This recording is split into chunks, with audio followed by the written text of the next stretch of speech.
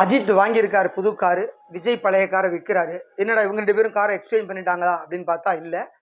இப்போ ரீசெண்டாக ஒரு சிகப்பு கலர் காரோட அஜித் ஒரு ஃபோட்டோவில் போஸ்ட் கொடுத்துருப்பாரு. ரொம்ப வைரல் ஆச்சு அந்த ஃபோட்டோ. அது என்ன அப்படின்னாக்கா ஃபெராரி அப்படிங்கிற ஒரு புது லேட்டஸ்ட் காரை வாங்கியிருக்காரு. இது ஒரு ஸ்போர்ட்ஸ் காரு. கிட்டத்தட்ட ஒரு 8 கோடி ரூபா மதிப்பு ஷோரூம் விலையே. அதுக்கப்புறம் அதோட டாக்ஸேஷன், ஜிஎஸ்டி அதெல்லாம் கேட்டால் ஒரு 9 கோடி கிட்ட வரும். அந்த லேட்டஸ்ட் காரை தான் அஜித் வாங்கியிருக்காரு. அதோட இன்ஜின் பவர் மட்டும் பார்த்தீங்கன்னா 4000 சிசி ஹெவி இன்ஜினு, 8 கியர் இருக்கும். ஸோ இவ்வளவு ஃபெசிலிட்டியோட இருக்கனா அது SF90 அப்படிங்கிற மாடல் அந்த காரு. So latest car. அதாவது நம்ம தலை வந்து போகிற ஸ்பீடுக்கு இந்த மாதிரி கார் தான் செட் ஆகும் அப்படிங்கிற மாதிரி அவங்க ஃபேன்லாம் சொல்கிறாங்க. அந்த மாதிரி அவ்வளவு ஃபாஸ்ட்டாக பறக்கக்கூடிய ஒரு காரு. ஸோ ரோட்லேயே பறக்கும்னு வச்சுங்களேன், அந்த மாதிரி ஒரு காரை வாங்கியிருக்காரு. இவ்வளவு ஃபெசிலிட்டி இருக்கே அப்படின்னு பார்த்தா அதுக்கு ரிவர்ஸ் கியரே கிடையாது. 8 கியர் இருந்தோம். அப்புறம் எப்படி ரிவர்ஸ் எடுக்கிறது அப்படின்னாக்கா, அது வந்து டிரைவ் அப்படின்னு ஒரு மோடு இருக்கு. அந்த மோடு போட்டோன்னா ஃப்ரண்ட்ல இருக்க என்ஜினே வந்து டைரக்ட் பண்ணி ரிவர்ஸ் கியருக்கு ஆப்ரேட் ஆகிக்குமா. ஸோ அப்படிலாம் டெக்னாலஜியான ஒரு காரை வாங்கியிருக்காரு. தலை தான் எப்போதும் பைக்கு காரு பிரியராச்சே, அதனால இந்த காரை அஜித் வாங்கியிருக்காரு. அதுதான் அந்த ஃபெராரி காரோட இந்த லேட்டஸ்ட் ஃபோட்டோ. ஸோ இவர் இப்படி கார் வாங்கியிருக்காருன்னு பார்த்தா நம்ம தளபதி விஜய் வந்து ஒரு காரை விற்கிறாரு. என்னன்னா அவர் வந்து ரோல்ஸ் ராய்ஸ் ஒரு கார் வாங்கியிருந்தாரு 2012 வருஷம். ரொம்ப சொகுசு காரு.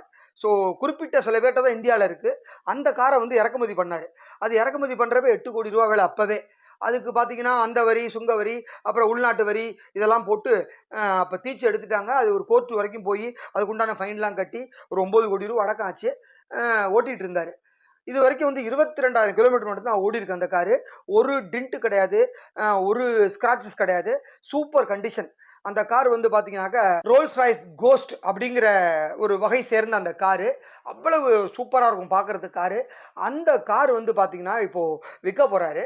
ஸோ ஈசிஆரில் இருக்கக்கூட எம்பையர் அப்படிங்கிற ஒரு டீலர்ஷிப், அவங்க வந்து ஒரு நல்லா ஃபாரின் கார்கள், பெரிய லக்ஸரி கார் வாங்கி விற்கிற ஒரு டீலர்ஷிப். அந்த எம்பையர் டீலர்கிட்ட தான் இந்த கார் இப்போ வந்திருக்கு.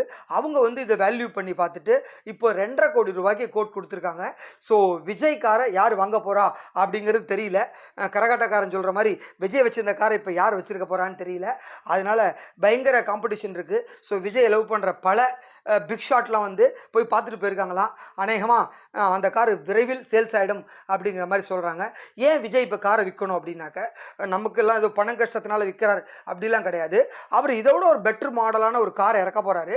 அது வந்து லேட்டஸ்ட்டாக பார்த்து வச்சுட்டு வந்திருக்காரு. அநேகமாக அந்த கார் லண்டன்லேருந்து வரதுக்கான வாய்ப்புகள் இருக்குது. அதனால தான் அந்த கார் விற்கிறதா சொல்லியிருக்காங்க. ஸோ நம்ம தலை காரை வாங்கியிருக்காரு, தளபதி காரை விற்றுருக்காரு. இதுதான் இந்த வீடியோவோட ஃபுல் ஒரு ஸ்கிரிப்டு. ஸோ நாளைக்கு ஒரு சுவாரஸ்யமான ஸ்டோரியோடு சந்திக்கிறேன். நன்றி.